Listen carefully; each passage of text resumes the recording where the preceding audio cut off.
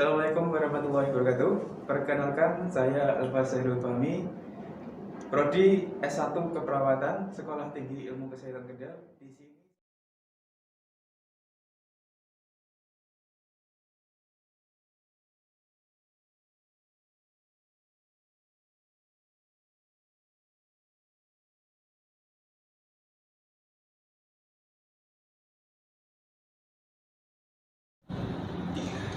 Assalamualaikum warahmatullahi wabarakatuh. Di sini saya akan berbagi sedikit tentang materi ibu menyusui dengan HIV/AIDS. Untuk definisi dari HIV/AIDS sendiri, untuk HIV atau Human Immunodeficiency Virus adalah virus yang menyerang dan merusak sistem kekebalan tubuh manusia. Sedangkan AIDS atau Acquired Immunodeficiency Syndrome adalah kumpulan gejala penyakit yang timbul karena turunnya daya tahan tubuh seseorang akibat adanya infeksi HIV. Di sini berarti kesimpulannya HIV itu belum tentu AIDS, tapi AIDS tentu HIV. Oke, lanjut untuk gejala HIV/AIDS. Gejala klinis dari AIDS dibagi menjadi dua, antara lain yang pertama ada gejala utama atau mayor dan gejala minor. Kita bahas satu persatu ya. Untuk gejala utama atau mayor, yang pertama ada demam berkepanjangan lebih dari 3 bulan. Yang kedua, diare kronis lebih dari 1 bulan berulang maupun terus menerus. Yang ketiga, ada penurunan berat badan lebih dari 10% dalam 3 bulan. Untuk yang kedua, gejala minor, yang pertama ada batuk kronis selama lebih dari 1 bulan. Yang kedua, ada infeksi pada mulut dan tenggorokan disebabkan jamur Candida albicans. Yang ketiga, ada pembekakan kelenjar getah bening yang menetap di seluruh tubuh. Yang terakhir, munculnya herpes zoster berulang dan bercak-bercak gatal di seluruh tubuh. Untuk penularan HIV atau AIDS sendiri, biasanya teman-teman mesti sudah tahu lah apa sih atau bagaimana sih penularan HIV/AIDS itu. Mungkin di sosmed banyak yang meng-share tentang itu. Yang pertama, hubungan seksual.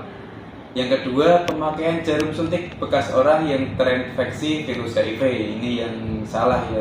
Harusnya untuk pemakaian jarum suntik sendiri itu 1 orang 1 jarum. Jadi untuk jarum suntik langsung diganti setelah dipakai. Yang ketiga, menerima transfusi darah yang tercemar HIV. Untuk transfusi darah sendiri biasanya dicek dulu ya, itu darahnya sehat atau enggak.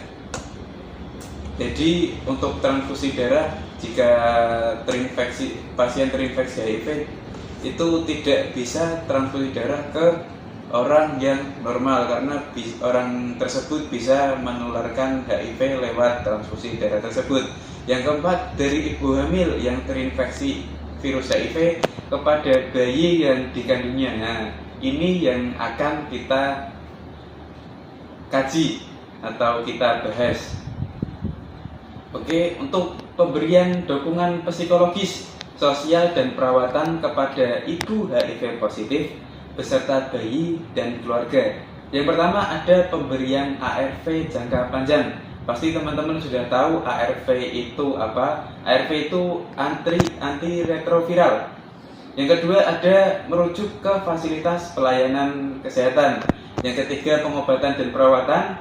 Yang keempat dukungan operasi sesar. Yang kelima ada dukungan pemberian susu formula. Dan yang terakhir ada dukungan dari suami dan keluarga. Oke, untuk program pencegahan penularan HIV dari ibu ke anak. Yang pertama ada penawaran tes HIV pada semua ibu hamil. Jadi untuk mengurangi resiko ibu hamil, menurunkan HIV/AIDS ke anaknya. Jadi dilakukan tes dulu ya, untuk supaya bisa ditindaklanjuti.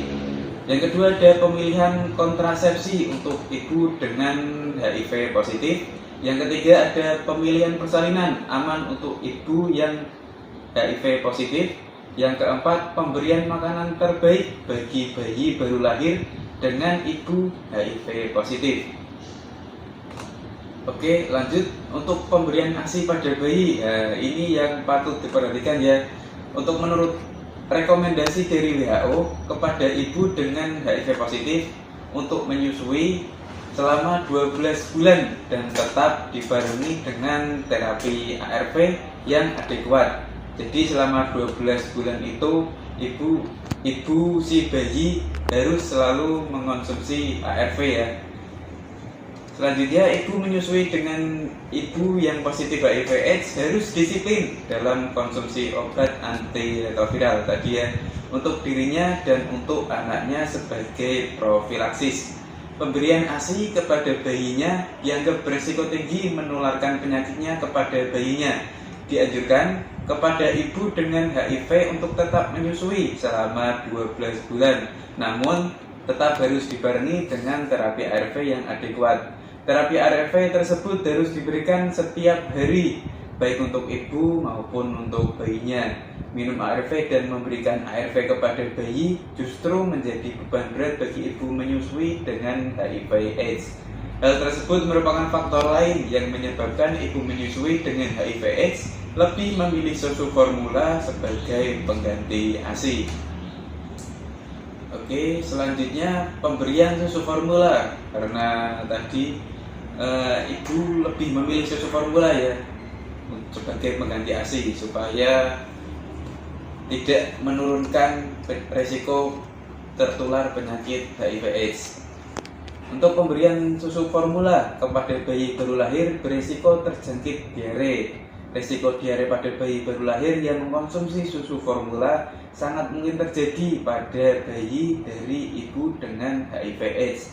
Pemahaman risiko pemberian susu formula perlu disampaikan kepada ibu menyusui dengan HIV/AIDS agar mereka memahami bahwa setiap pilihan yang dipilih mempunyai risiko yang harus ditanggung. Konsekuensi lain dari pemberian susu formula adalah biaya yang lebih mahal pemberian susu formula dibandingkan ASI, karena tak sendiri ya, susu formula kan beli, kalau ASI kan tinggal ngopo. Pemberian ASI maupun susu formula pada bayi dari ibu dengan HIV/AIDS dibenarkan selama memenuhi syarat yang telah ditentukan dan bersedia menerima konsekuensinya.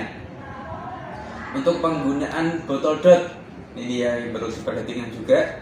Penggunaan botol dot untuk memberikan ASI dan susu formula masih dilakukan meskipun ibu mengetahui risiko bagi kesehatan bayinya.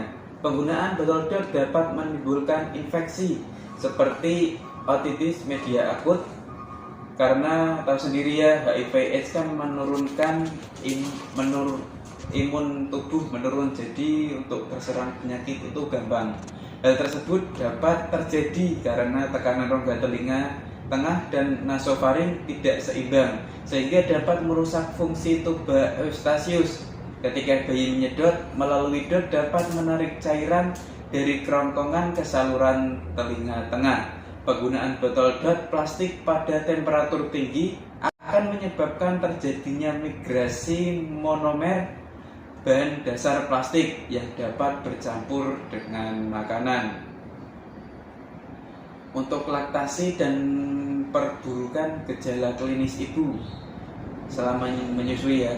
Selama menyusui, indeks massa tubuh dan kadar sel limfosit CD4 menurunkan dengan cepat, tetapi konsentrasi virus di darah dan kematian tidak meningkat gara-gara ibu menyusui anaknya.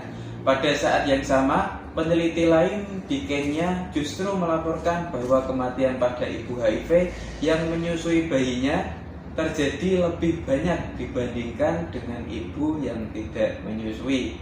Ibu tidak menyusui berarti tadi ya diganti dengan susu formula. Untuk pemberian ARV, ini ya, penurunan transmisi HIV bila ibu menyusui, minum ARV selama menyusui sebagai kelanjutan ARV selama masa kehamilan. ARV diberikan sejak trimester kedua kehamilan dan diteruskan hingga sebulan pasca menyusui. Pada kelompok ibu menyusui maupun tidak ditemukan penularan, tidak ada perbedaan gangguan perkembangan maupun angka kesakitan dan kematian. Ibu menyusui diberikan ARV selama 6 bulan. Laktasi pada bayi yang terinfeksi HIV.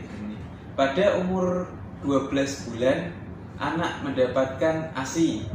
Di Afrika Selatan, bayi yang tertular HIV yang mendapat ASI lebih jarang sakit dibandingkan bayi yang tidak mendapat ASI.